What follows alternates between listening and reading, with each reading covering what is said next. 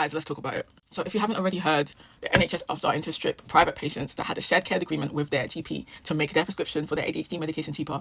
It's being scrapped, and they're now going to have to pay up to like 3k on ADHD medication. That is the only thing that's allowing them to function.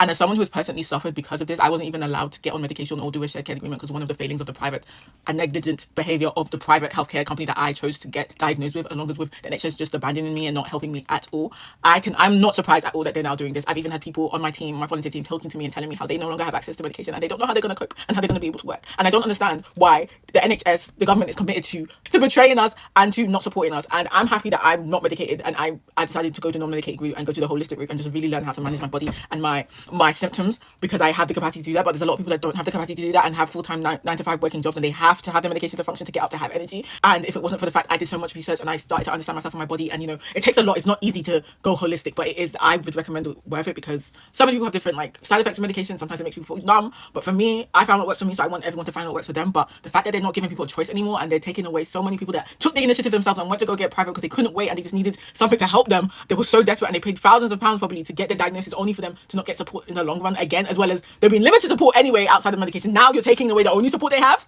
Are you being for real right now? Oh, guys, I don't even know what to say. And this is the catalyst for why I started this page. This is why I started ADHD Buddies. This is why my mission is to educate people, to help people, to build a community, to give us a space so that one, we are able to not only just survive but thrive as we are and be the creative, amazing people that we are. But also my mission is to take action, even when it comes to whether it's government policies, whether it's getting involved in talking to MPs, and just trying to help us as much as we can. Because if we don't take control of the situation, we don't put our foot down and start doing what we need to do and making a difference and making a change, and taking action, whether it's in voting, whether it's creating your own groups, whether it's doing your own research and helping and supporting the people around you, we've got to band together and support each other, because this isn't a joke. So this is why I push so hard for support on my page and my community, because the more support I get, the more people that are part of this community that help our mission, the bigger impact that we can have on the neurodiverse space, for support for people with ADHD, people with ADHD, autism, other neurodivergence, so that we can have the support and have the community that we need and deserve, and that we needed years ago.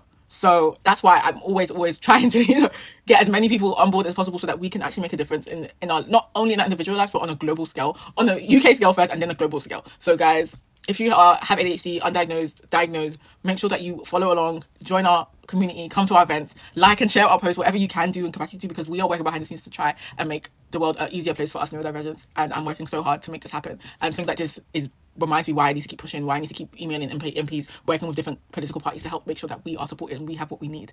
And that's why I'm applying for so much funding, so I can do this work full time.